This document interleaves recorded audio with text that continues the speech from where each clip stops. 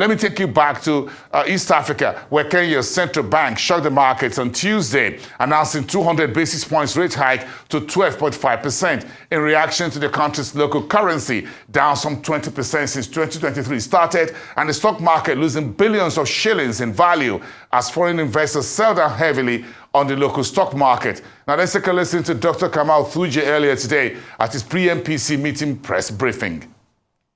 To the exchange rate, we've seen the exchange rate has depreciated quite noticeably, and as of November, it's about 153.2. And the exchange rate movements, these have affected inflation through the tradable items of the CPI basket, which accounts for 42.8% of the CPI basket.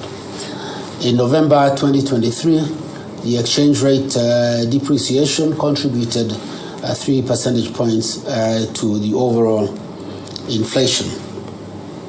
The continued weakening of the exchange rate is contributing to a significant increase in the Kenya shilling value of the foreign currency denominated debt, as I mentioned earlier.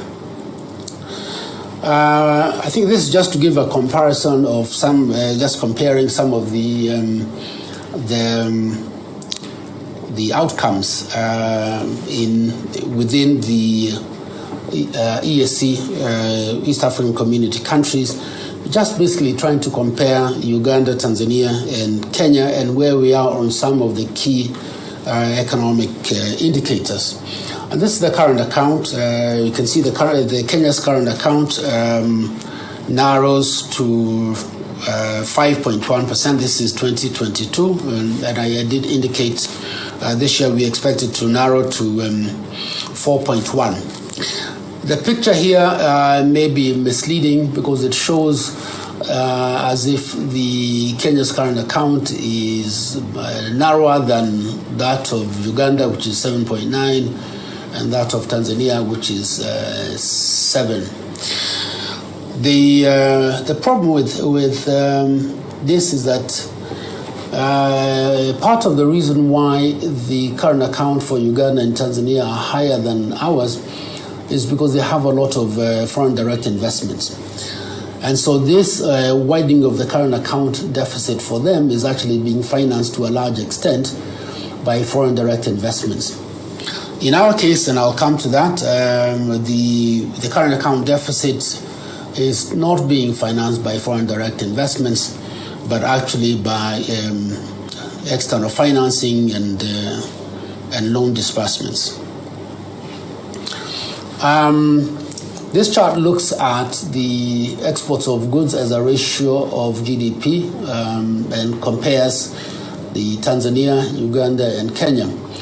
But I think the thing to note is the Kenya's exports to GDP ratio, where it has consistently declined since 2011 from 12.5 to the current level of 6.5. Similarly, on the travel receipts as a percent of GDP, again, if you just look at the last year of 2022, you can see our ratio, our travel receipts to GDP ratio is much lower than that of Uganda and of Tanzania. In fact, in the case of Uganda, it's actually twice as large as ours, from 0.8 compared to Uganda's 1.6, and of course Tanzania is much higher at 2.8 compared to ours of 0.8. The one area where we are doing much better than our neighbors is on remittances.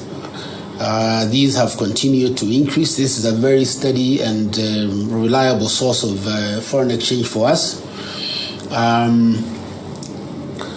This is external debt service. Again, you can see the burden of external debt service for us is much higher than for our neighboring countries. Again, just looking at even this year, you can see that Kenya's external debt service payments are quite high at 3%. followed by Uganda at 2.3% and Tanzania at 1.6% of GDP. And this is what I referred to earlier, the foreign direct investments. And you can see we reached a peak in about 2011. You can see the peak in 2011 where we attracted foreign direct investments equivalent to 4.8% of GDP.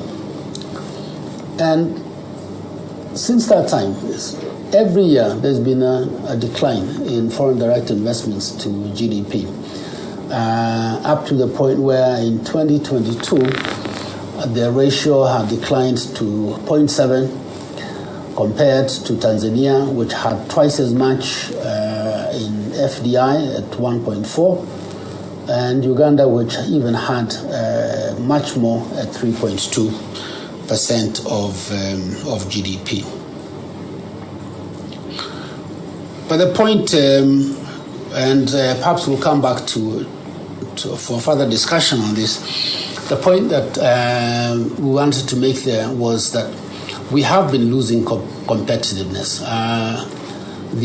Our level of exports to GDP ratio has been declining consistently.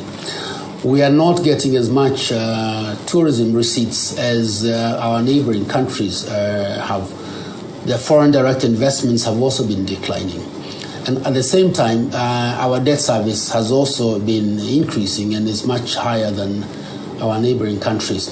And the combination of all these factors have actually led to the weakening of the shilling, and I will come back to that later.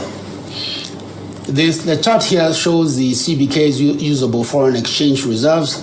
In 2019, you can see we had a peak of $8.8 million, and this has declined, rose again in 2021, but since that time it is now at 6.7, which is equivalent to 3.6 months of import cover.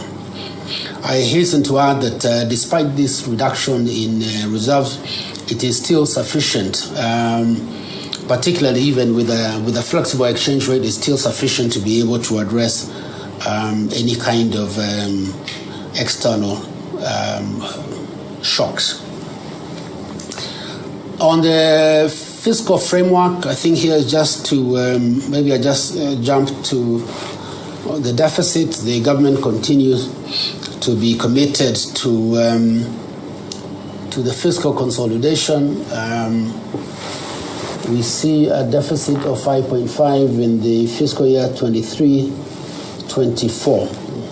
This may be a bit of a surprise because what was submitted to Parliament in June had a deficit of 4.4% of GDP. So the initial plan was to lower the deficit from 5.6 to 4.4, and then ultimately to the 3% that is shown there by the year 2027, 2028. However, because of the higher interest rates and because of the depreciation of the exchange rate, the cost of interest payments in the budget has increased quite substantially by about 1 percentage point of GDP, and that's why the deficit has increased to 5.5 in the fiscal year 23-24. Nonetheless, I believe that Treasury later on would be looking at a supplementary budget too, which will significantly again reduce this deficit from 5.5 and show a much more stronger effort at fiscal consolidation than is shown here.